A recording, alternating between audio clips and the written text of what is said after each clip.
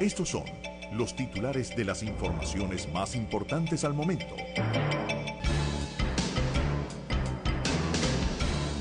A nombre de Banco Nacional de Crédito BNC, donde diste justo en el banco. Una tienda, miles de soluciones, Pinta Casa. 1000 pagos, un punto, 1000 oportunidades. Entregaron 59 toneladas de enseres, alimentos y medicinas a los 7 estados más afectados por las lluvias. Empresarios venezolanos y colombianos preparan camino para reapertura comercial.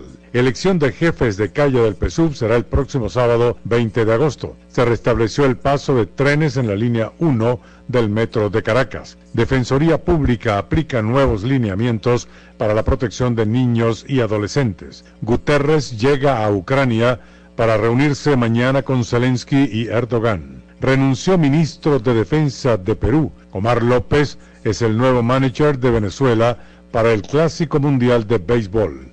Más información en unionradio.net, en Twitter @unionradionet. Desde el Centro de Noticias, Unión Radio, Tinedo Guía. En el BNC tenemos más opciones para ti. Ahora, con las cuentas BNC en moneda extranjera, disfruta las ventajas y seguridad de tener tu cuenta BNC en dólares o euros. Ábrela sin monto mínimo. Retira efectivo por taquilla. Además, compra y vende tus divisas por BNC Net. Más información en BNC en línea. Amigos, y continuamos con más de nuestro espacio. Permítanme unos segundos de publicidad porque quiero hablarles del Instituto Médico de la Mujer y el Hombre, Dr. José Terán Dávila. Y este es un mensaje especial para los caballeros. Amigo, te recuerdo que es muy importante que por lo menos una vez al año te realices un chequeo médico integral. Esto implica tu chequeo urológico, cardiovascular, también revisar los antígenos, el colesterol, los triglicéridos, confirmar que no tienes osteoporosis, diabetes o hipertensión arterial. Y es muy fácil. En el Instituto Médico del Hombre, Dr. José Terán Dávila, en solo mediodía te realizan un chequeo médico completo. Es una mañana para ti, una mañana para tu salud, y no existe una mejor manera de invertir tu tiempo que esa. Anota los teléfonos para que puedas agendar tu cita, también, inclusive si vienes desde el interior del país, 0212-991-7898, 0212-991-7898 y 0424-221-3134, 0424-221-3134. Instituto Médico de la Mujer y el Hombre, Dr. José Terán Dávila, en solo mediodía, un chequeo médico completo. Bueno, y continuamos con más de nuestro espacio. Y tenemos en la línea telefónica a Luis Eduardo Martínez, quien es el primer vicepresidente de la Comisión de Diálogo, Paz y Reconciliación Nacional. También es diputado de la Asamblea Nacional por el Partido Acción Democrática. Luis Eduardo, bienvenido, buenas tardes. Feliz tarde, Maripili, contentísimo de estar con ustedes. Encantada de conversar contigo. El Luis Eduardo, ha declarado Gerardo Blay, de la Plataforma Unitaria, que podría ser inminente que se retome el diálogo que la gente conoce como el diálogo de México, aunque no necesariamente en México. Y quería saber qué información manejas tú al respecto y cuál es tu apreciación. Leímos las declaraciones de Blay y respondimos incluso no solamente a él, sino a través de distintos canales a los que han estado participando en el diálogo formato México, llamémoslo así. Y le hemos insistido en que si mantienen la exclusión de distintos sectores de la vida nacional, están destinados al fracaso, que nuestro planteamiento sigue siendo el mismo, que el diálogo tiene que ser incluyente, volcado hacia lo económico y social, porque lo electoral pareciera que ya todo el mundo entendió que será en el 2024 que se realizarán elecciones presidenciales y preferiblemente cito en el territorio nacional. De tal manera que hemos en las últimas horas señalado una y otra vez a distintos factores este planteamiento que hace posible que además de otros partidos políticos participen otros sectores de la vida nacional, los empresarios, los representantes de medios de comunicación, los representantes de la iglesia y otros más que hagan del diálogo una verdadera procura de soluciones. Ahora, pero fíjate una cosa, este diálogo tipo México, como tú lo llamas, este diálogo ha sido siempre entre la plataforma unitaria y el gobierno de Nicolás Maduro. Por su parte, el gobierno de Nicolás Maduro también ha tenido procesos de diálogo con la gente de la Alianza Democrática, en lo que la gente conoció como la mesa de diálogo nacional con la Alianza Democrática, y también en medios periodísticos y corrillos de pasillo políticos se conocía como la mesita. O sea, ha habido por parte del gobierno de Maduro ha habido distintos escenarios de diálogo con los distintos factores de la oposición. Quienes no dialogan son los distintos factores de la oposición. O sea, la plataforma unitaria no dialoga con la Alianza Democrática o los partidos de la Alianza Democrática ni al revés. Entonces, eso es algo que no puede resolver Maduro. Eso es un rollo que tendrían que resolver entre ustedes, ¿no crees tú? Sí, es así, lo hemos planteado incluso hasta personalmente a algunos de los representantes de la plataforma unitaria. Tú lo has dicho correctamente, hay una multiplicidad de diálogos en el país y fuera de él. La comisión que lidera el presidente Jorge Rodríguez sigue activa. Ahora mismo se está dialogando con productores agropecuarios en procura de la devolución de fondos incautados.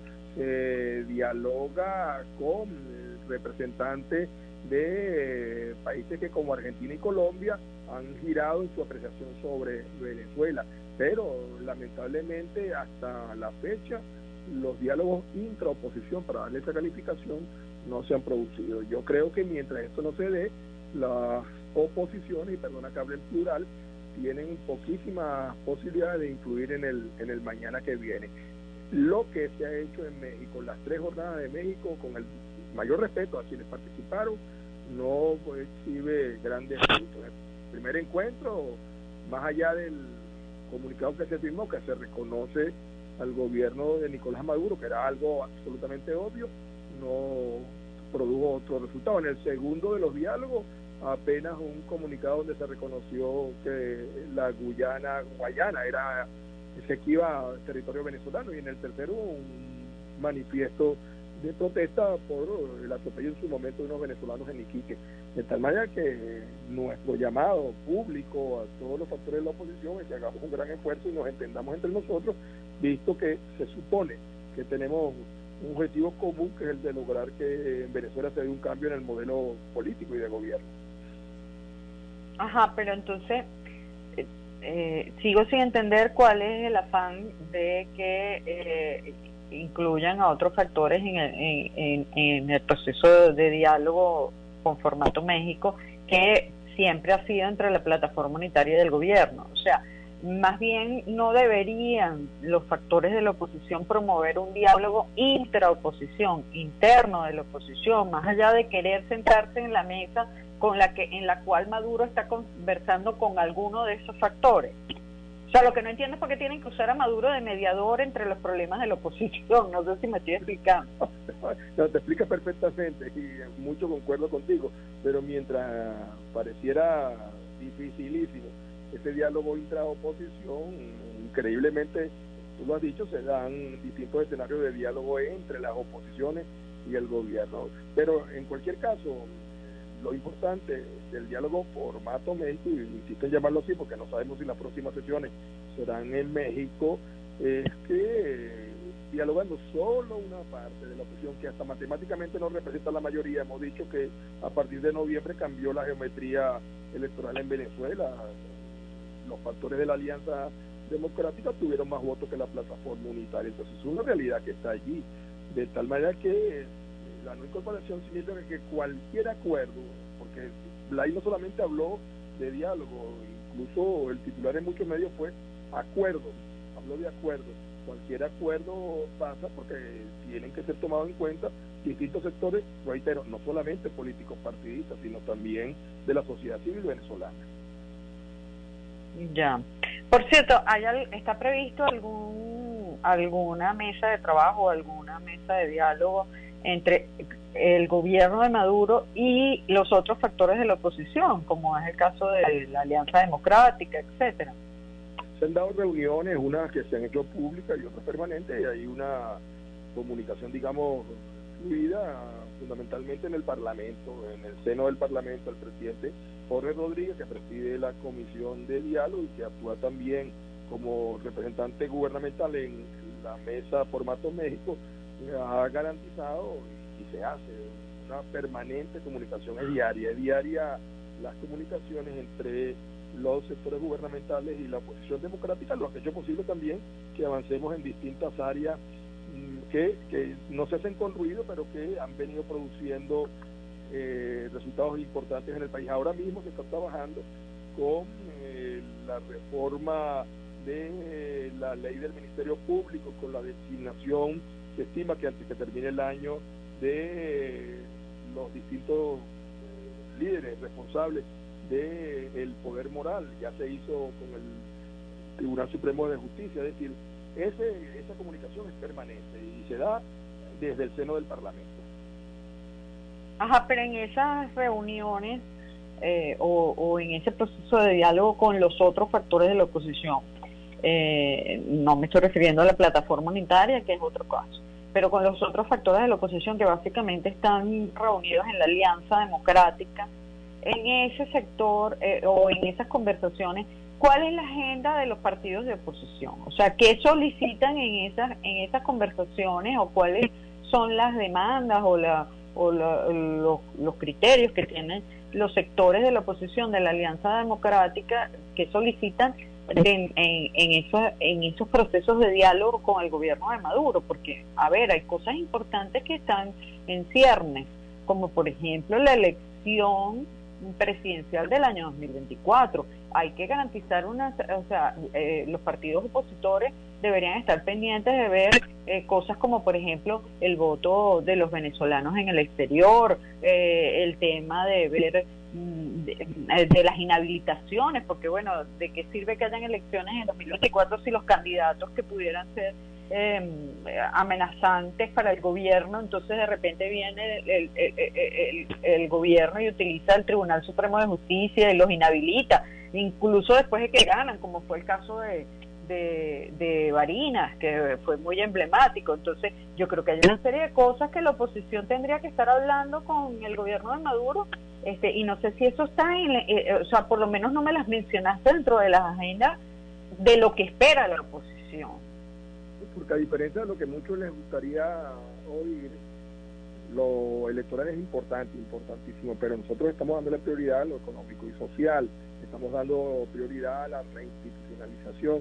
Nosotros, por ejemplo, hemos estado insistiendo y hemos tenido una participación activa en todos los procesos de devolución de activos, tanto de inmuebles, sector comerciales. Ahí está el caso emblemático del Sambil La Candelaria y ahora de los agropecuarios, para mandar un mensaje claro en cuanto a protección de la inversión privada.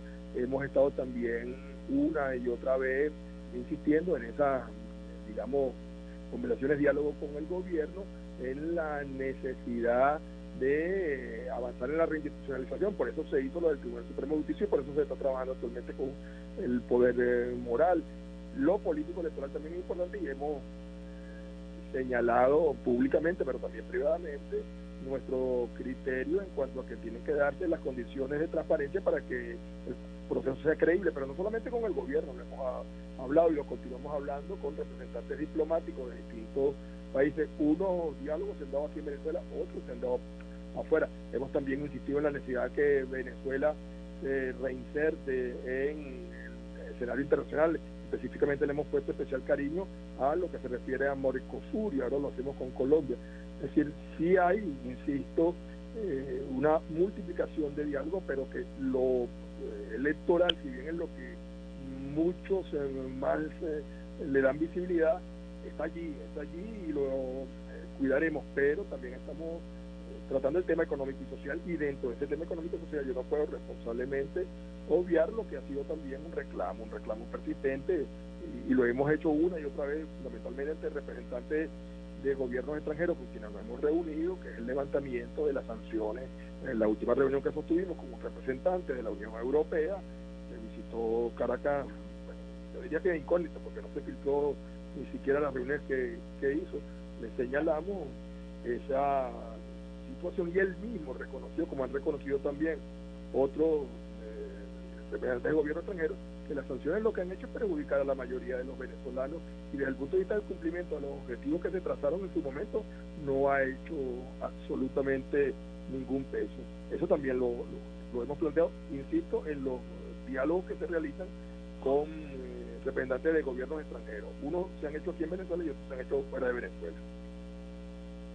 Pero Luis Eduardo, yo no sé si yo estoy confundida, porque en esa agenda que tú me mencionas, levantamiento de las sanciones, mejoramiento de la situación económica, etcétera, esa pareciera ser la agenda del gobierno, del sector gobierno, y es lo que han venido planteando desde el gobierno de Maduro. Y entonces yo te estoy preguntando cuál es la agenda de los sectores de la oposición de la Alianza Democrática, pero no me puedes decir que es la misma agenda de Maduro, porque entonces ¿para qué tienen que dialogar? Para eso no dialogan, están de acuerdo.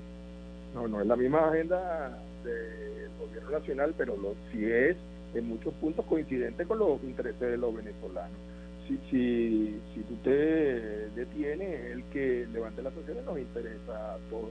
Si tú le pones especial atención, el que pueda reindustrializarse el país nos conviene a todos. Nosotros también hemos venido reclamando asuntos como la necesidad de que efectivamente se garantice el voto a los venezolanos extranjeros. El diputado José Gregorio Correa hace apenas 2 o 3 días ratificó una solicitud que por escrito la Alianza Democrática entregó al CNE. Ayer Bernabé Gutiérrez se reunió con el presidente Calzadilla, el CNE, voto de los venezolanos en el exterior, participación de observaciones extranjeras suficientes para garantizar la transparencia del voto, el caso de los presos de conciencia, que también hemos venido reclamando una y otra vez la liberación de ellos, sin mucho éxito, es cierto, pero ese es nuestro reclamo.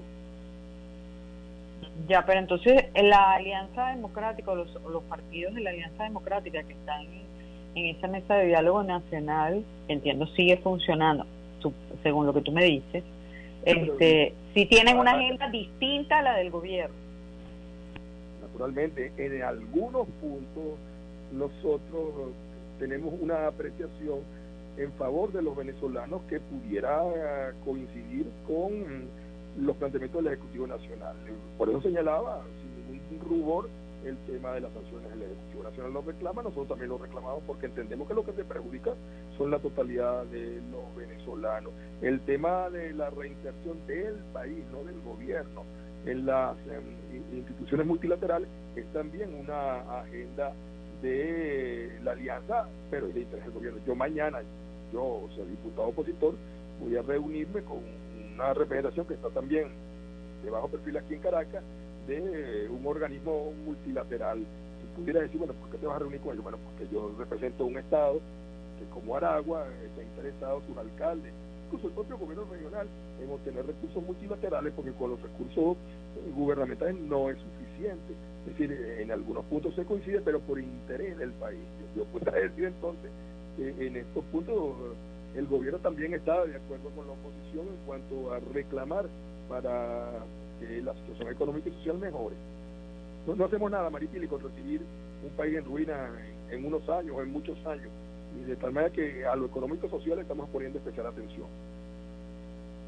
Claro, pero se supone que en una mesa de diálogo se instala para discutir los puntos en los que no estamos de acuerdo. Si estamos de acuerdo en los puntos, ¿para qué no vamos a instalar una mesa de diálogo? No hace falta. O sea, justamente por eso es que se instala una mesa de diálogo para discutir las cosas en las que están en desacuerdo y ver si se llegan a ciertos acuerdos. Por eso es que quiero diferenciar entre la agenda del gobierno y la agenda de este sector de la oposición.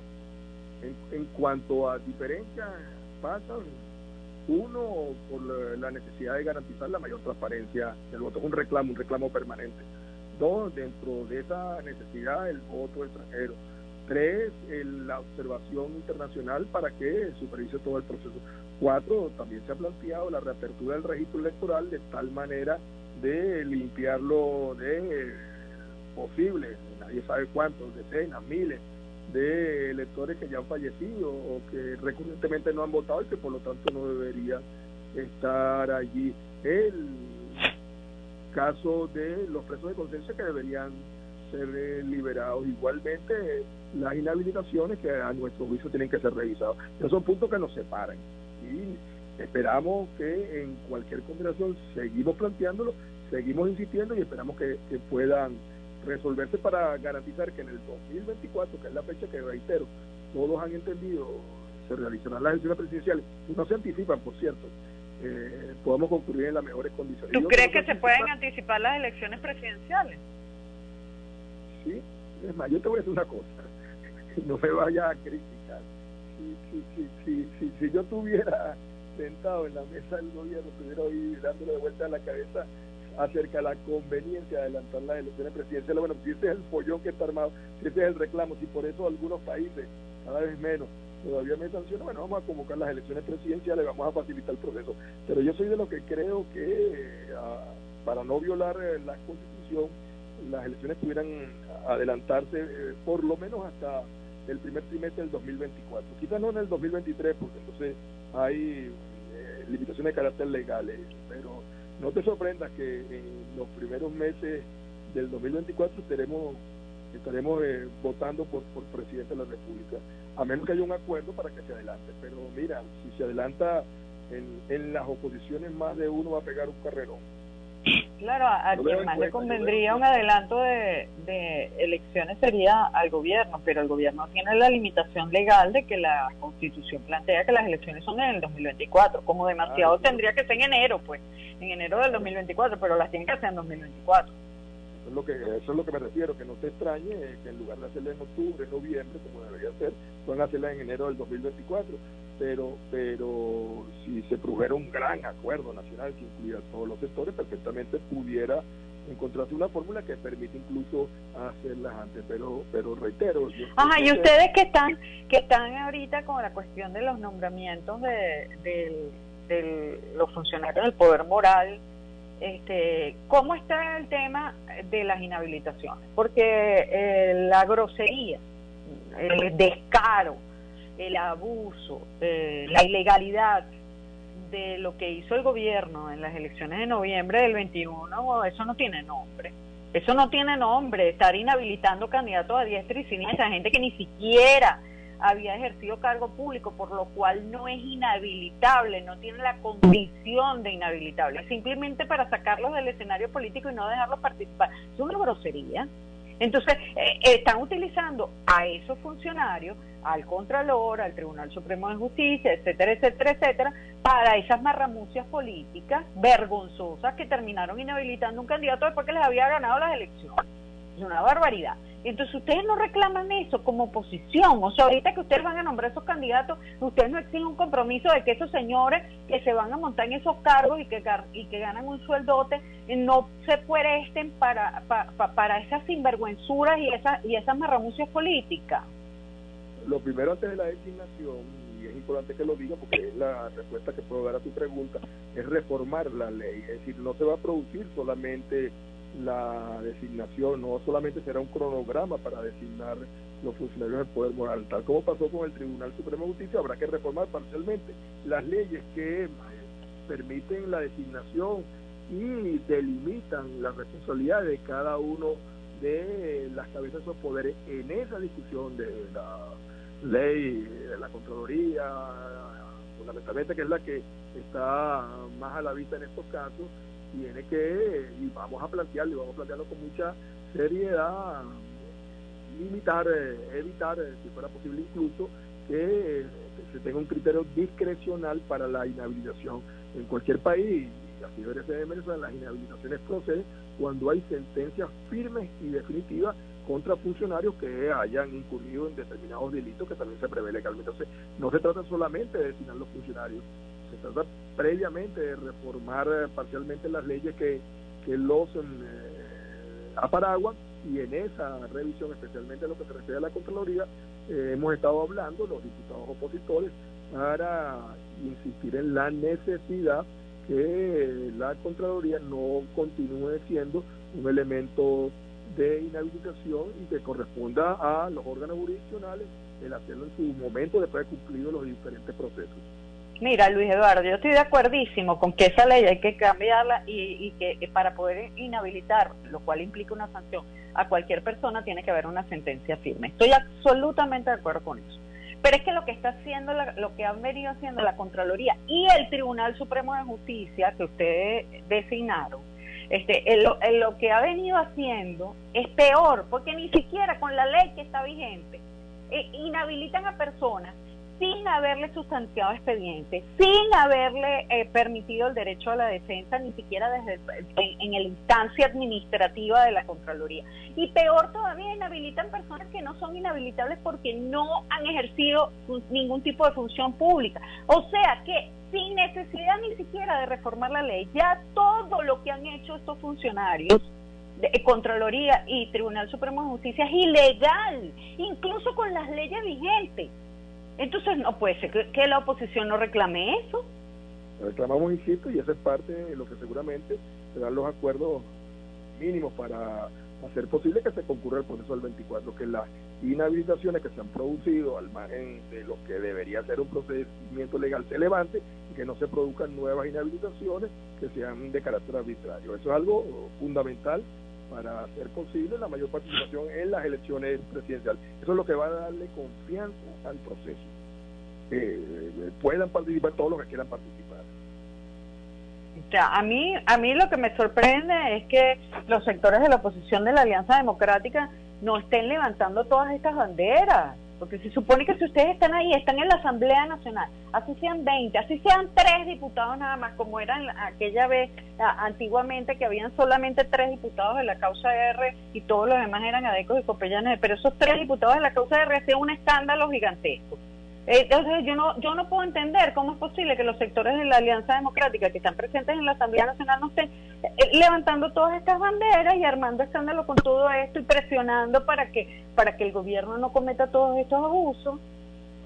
Quizás sea una cuestión de estilo, o sea, yo recuerdo previamente la presión de la causa R, pero quizás sea una cuestión de la manera que abordamos las cosas. Todos esos puntos que he señalado y otros más se plantean a menudo y diario y se insiste en ello, pero hasta la fecha, como parte de la manera que hacemos las cosas, hemos preferido concentrarnos y no hacer un escándalo de cada caso. Ahora, si no se producen resultados, tendremos que seguramente apelar a otra ¿Pero manera. y qué van a esperar ustedes? ¿Que les inhabiliten el candidato a presidente que gane? Suponiendo que ganara alguien. O sea, porque eso fue lo que hicieron en Barinas. Eso fue lo que hicieron en Barinas. Ganó un candidato y lo inhabilitaron después de que había ganado.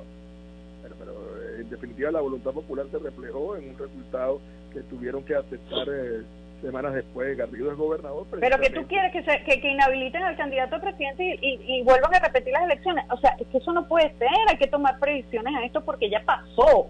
No es una hipótesis, ya sucedió.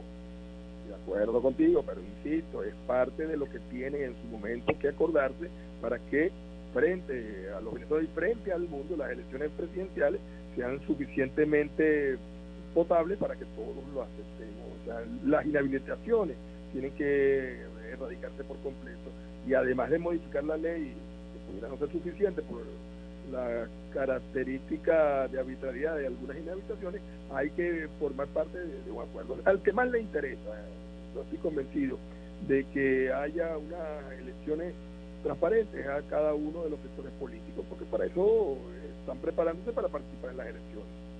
Bueno, te agradezco, Luis Eduardo, que hayas estado con nosotros y que nos hayas brindado tu análisis de todos estos temas.